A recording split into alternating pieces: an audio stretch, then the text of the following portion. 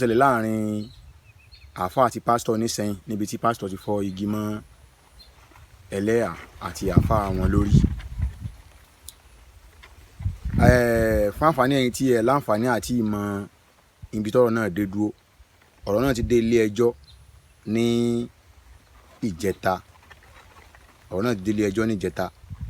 Adájọ́ wọ́n ti arraign àwọn méjì.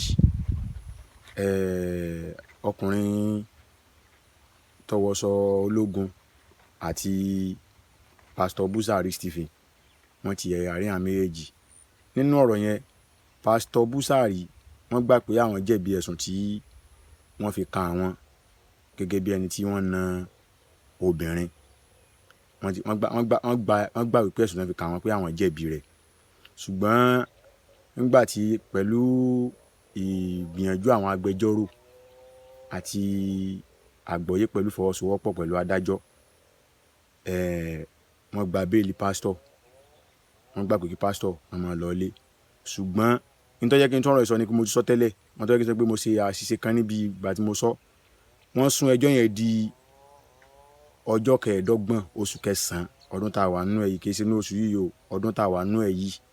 Ọjọ́ 25 oṣù kẹsàn-án ọdún tá a wà nínú ẹ̀ yìí, that is 25 of September of this year 2024 ni wọ́n adjourn kéèsì yẹn di. So bí tọ́rọ̀ náà dé dúró náà nìyẹn. Abẹ́ Ọlọ́run kọ́lọ́run jẹ́ kọ́rọ̀ náà kó ní ojútùú, kó sì níyanjú, kó má jẹ́ kó jẹ́ fìtínà, kó sì má lọ sábàbí dídá wàhálà ìjà ẹ̀sìn sílẹ̀. Eléyìí ṣèjà ẹ̀sìn, ogún mi ọ̀tẹ̀ mi ni, ní tó ń ṣe ọ̀tẹ̀ mi lọ́rùn, ọyàn mi jẹ, ń sì gbẹ̀tọ́ mi ní tó ṣẹlẹ̀. So ká má sọ di ìjà ẹ̀sìn. Ẹ ń bá fẹ́ sọ di ìjà ẹ̀sìn, òun ló nídìí kí